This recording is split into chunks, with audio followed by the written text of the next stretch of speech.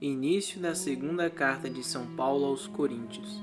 Paulo, apóstolo de Jesus Cristo, por vontade de Deus, e o irmão Timóteo, à Igreja de Deus que está em Corinto e a todos os santos que se encontram em toda a Acaia. Para vós graça e paz da parte de Deus nosso Pai e do Senhor Jesus Cristo. Bendito seja Deus e Pai de nosso Senhor Jesus Cristo, o Pai das misericórdias e Deus de toda consolação. Ele nos consola em todas as nossas aflições, para que com a consolação que nós mesmos recebemos de Deus, possamos consolar os que se acham em toda e qualquer aflição. Pois à medida que os sofrimentos de Cristo crescem para nós, cresce também a nossa consolação por Cristo.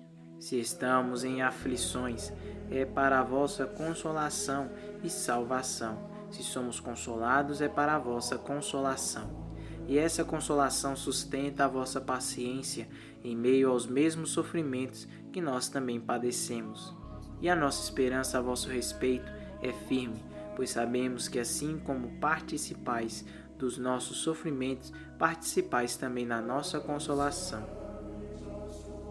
Palavra do Senhor, graças a Deus. Salmo Responsorial 33. Provai e vede quão suave é o Senhor, provai e vede quão suave é o Senhor. Bendirei o Senhor Deus em todo o tempo, seu louvor estará sempre em minha boca. Minha alma se gloria no Senhor, que ouçam os humildes e se alegrem. Provai e vede quão suave é o Senhor. Comigo engrandecei ao Senhor Deus, exaltemos todos juntos o seu nome. Todas as vezes que o busquei, ele me ouviu, e de todos os temores me livrou. Provai e vede quão suave é o Senhor. Contemplai a sua face e alegrai-vos, e vosso rosto não se cubra de vergonha. Este infeliz gritou a Deus e foi ouvido, e o Senhor libertou de toda angústia. Provai e vede quão suave é o Senhor. O anjo do Senhor vem acampar ao redor dos que o temem e o salva. Provai e vede quão suave é o Senhor. Feliz o homem que tem nele o seu refúgio. Provai e vede quão suave é o Senhor. Provai e vede quão suave é o Senhor. Proclamação do Evangelho de Jesus Cristo segundo Mateus. Glória a vós, Senhor. Naquele tempo, vendo Jesus as multidões, subiu ao monte e sentou-se. Os discípulos aproximaram-se e Jesus começou a ensiná-los. Bem-aventurados os pobres em espírito, porque deles é o reino dos céus. Bem-aventurados os aflitos, porque serão consolados. Bem-aventurados os mansos, porque possuirão a terra.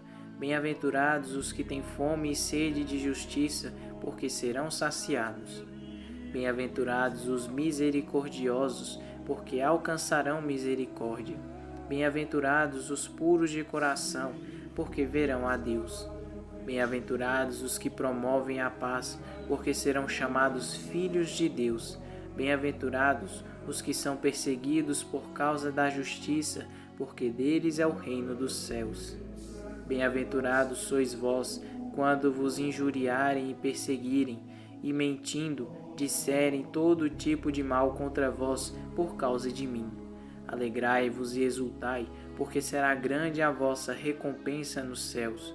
Do mesmo modo, perseguiram os profetas que vieram antes de vós.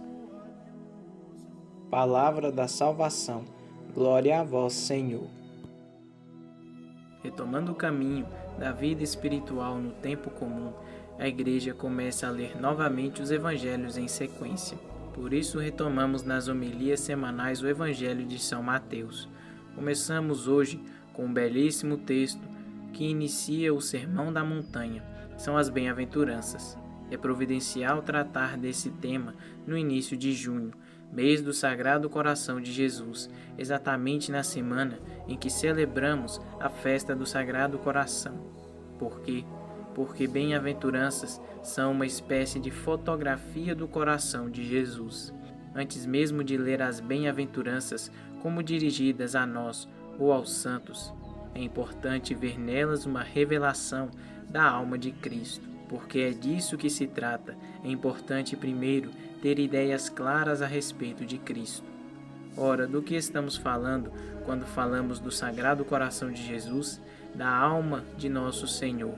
Deus se fez homem, ou seja, a segunda pessoa da Santíssima Trindade, criou para si uma humanidade, corpo e alma, a qual está tão unida que se deve dizer que aquele homem, Jesus, é verdadeiramente uma pessoa divina. Assim, Jesus tem uma alma igual à nossa, mas agraciada por Deus, unida à pessoa do Verbo eterno, que nos ama. Deus quis nos amar com um coração humano. Isso é lindo.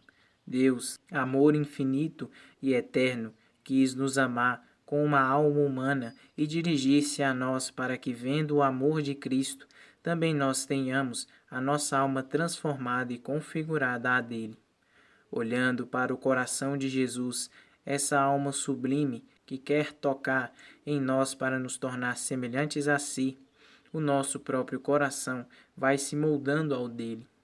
Pois bem, o que Jesus diz de sua alma no Evangelho de hoje? Bem-aventurados os pobres em espírito, porque deles é o reino dos céus. A carta de São Paulo aos Filipenses, no capítulo 2, nos lembra que Jesus, embora fosse igual a Deus, se esvaziou e se humilhou. Por isso é ele o verdadeiro pobre em espírito.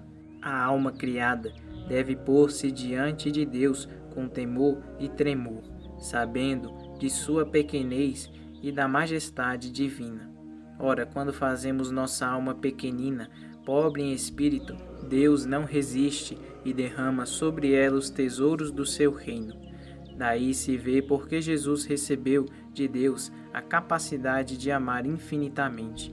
Porque a alma humana dele pode nos amar com o amor infinito do próprio Deus, porque é humilde, de uma humildade que não há como medir. O coração de Jesus é humilíssimo, é a maior humildade que existe, e é nela que está a sua riqueza, porque a humildade abre no coração de Cristo como um vazio, capaz de receber de Deus uma imersão de graça e de amor. Eis a bem-aventurança fundamental, que contém quase em germe todas as outras, vivendo nossa pequenez, isto é, aquilo que Santa Teresinha chamaria de pequena via, um caminho de humildade e pobreza de espírito, nós alargamos a alma para receber as graças de Deus. Olhemos, pois, para Jesus. Ele mesmo disse: "Aprendei de mim que sou manso e humilde de coração." A humildade é fundamental para a vida espiritual. Sem ela, todo edifício vem abaixo. De nada adianta ter todas as virtudes, experimentar orações místicas e elevadas, mas não ter humildade. A falta dela arruína todo o resto, fazendo com que até as almas mais santas se tornem como demônios. De fato, os santos padres recordam que, se a alma fosse uma carroça carregada com todas as virtudes, mas guiada pela soberba, ela estaria a caminho do inferno. Mas uma carroça cheia de vícios, guiada porém pela humildade, está a caminho do céu, porque a humildade, com jeitinho, faz abandonar os vícios e tornar o coração semelhante ao de Cristo. Por isso, bem-aventurados são os pobres em espírito, porque deles é o reino dos céus.